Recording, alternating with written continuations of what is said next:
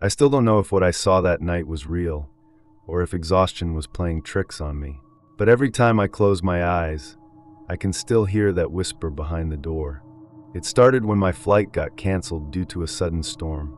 I was on my way back from a short trip, stuck in the middle of nowhere, somewhere between the hills and old farmland.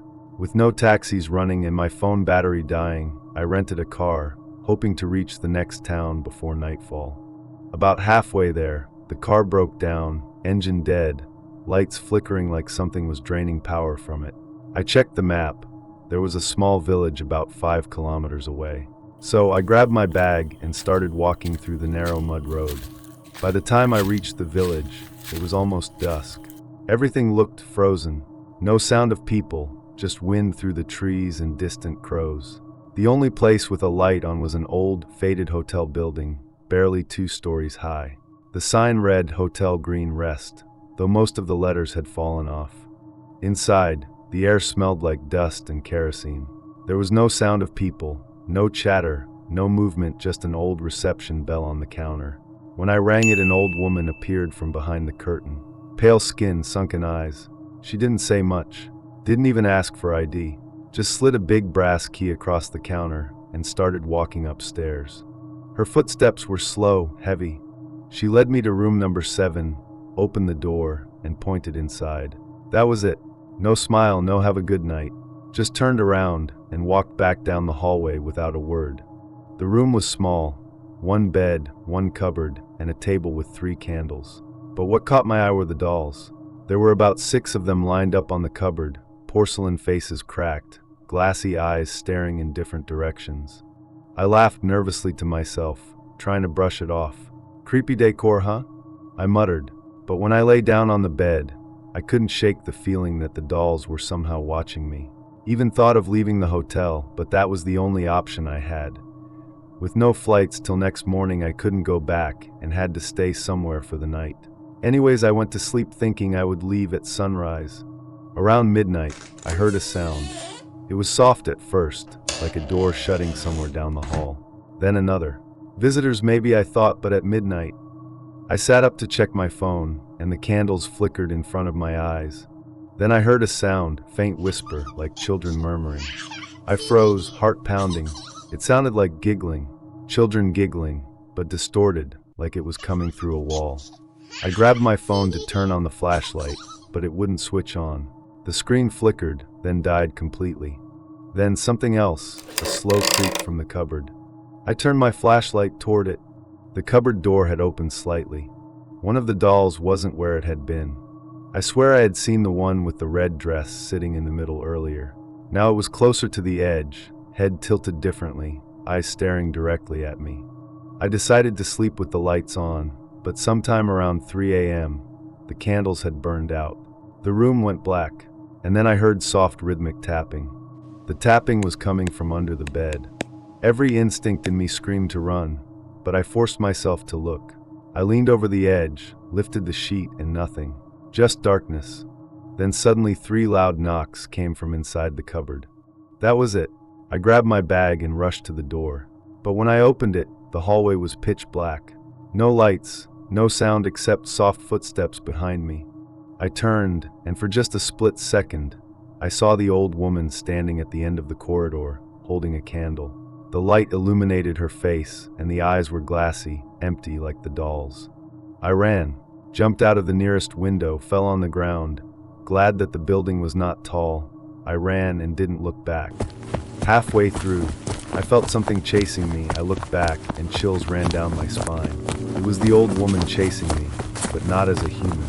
Her body was flipped upside down, her limbs bending and crawling in ways they never should, rushing towards me on all 4s, like a spider wearing human skin, her head twisted backward, doll-like eyes locked on me.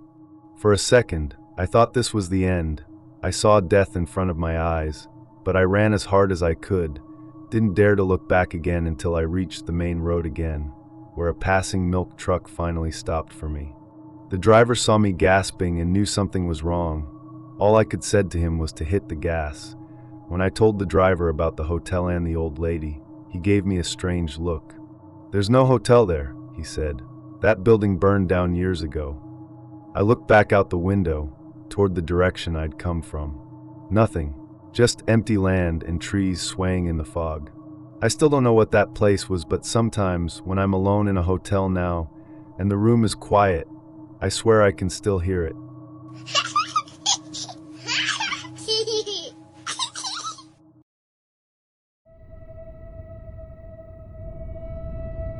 I don't know if anyone will believe this, but it really happened to me a couple of months back when I was backpacking in Indonesia. I was staying at this small old hostel in a quiet coastal town. I won't say the name, but it used to be part of an old Dutch area. The place looked nice online, but in person it felt kind of forgotten. There were only a few rooms, and that night I was the only guest. The back of the hostel had an old locked gate that led to a small cemetery and what looked like the remains of a Dutch church. The owner mentioned it once and laughed, but something about it didn't feel right. That night, I couldn't sleep. The place was too quiet, and I could hear every sound.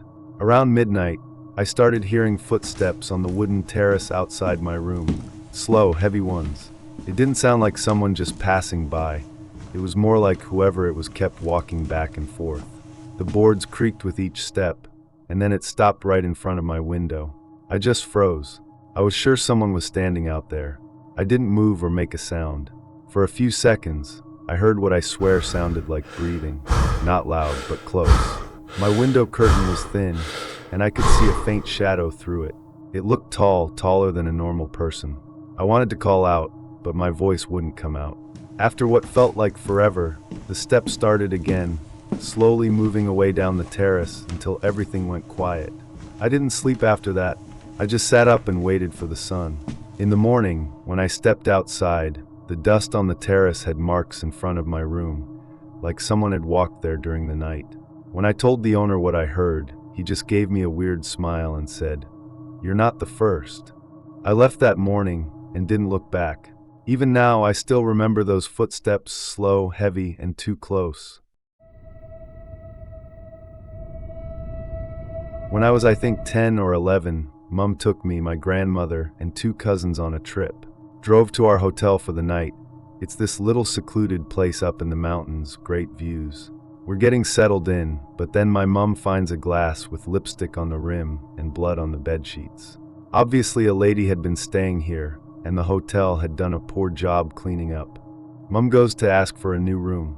Receptionist says there aren't any free rooms, and tries to blame the bloody sheets on me when I hadn't touched the bed, or even gotten my first period yet. It's late and we're all tired. Mom is getting pretty angry and demands to speak to the manager. Manager comes out saying the same thing. No room for all of us. They're booked out for the night, etc. Mom insists. Finally, they say they'll double check. And then surprise, surprise, they have a room. It's the exact same, only a few floors higher. We go up to the new room. I open one of the windows to take a look outside and find a line of uncooked rice strewn across the windowsill. WTF? Then my grandmother explains it's for warding off evil spirits. Ah, good old-fashioned superstitious nonsense. We laugh it off and go to bed. Grandmother gets one room. Boy cousin sleeps in the couch. My mom, me and baby cousin share the master bedroom. We all get in the bed and Mom turns off the lights. Baby cousin is immediately asleep. Then a knocking sound starts up, not very loud, but enough to be annoying when trying to sleep. It's just the blinds bumping against the windowsill. Mom gets up to check the windows closed properly. Yep, closed tight. Also there's rice grains on this windowsill too. No ventilation ducts overhead or on the floor, but the blinds are still moving somehow. She turns on the light to get a better look. Blinds immediately stop moving. Maybe a weird ventilation system that only turns on when the lights are off.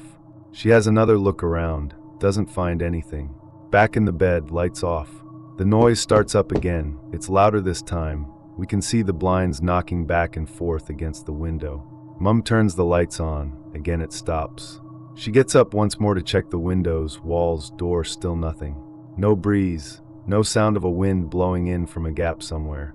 At this point I'm getting pretty scared, because something just feels really off, and Mom feels it too. She's Christian, so she starts hardcore praying. I'm just cowering under the blankets. Eventually the noise stops. I thought I was too terrified to fall asleep, but we managed to get through the night without any other incidents, check out of the hotel the next morning, and go home. Later, my mom found out that someone had committed suicide at that hotel by jumping out a window a year or so ago. Was it the room that we'd stayed in? News article didn't mention it. Guess we'll never know. Still don't think I actually believe in ghosts, but this memory sure was spooky.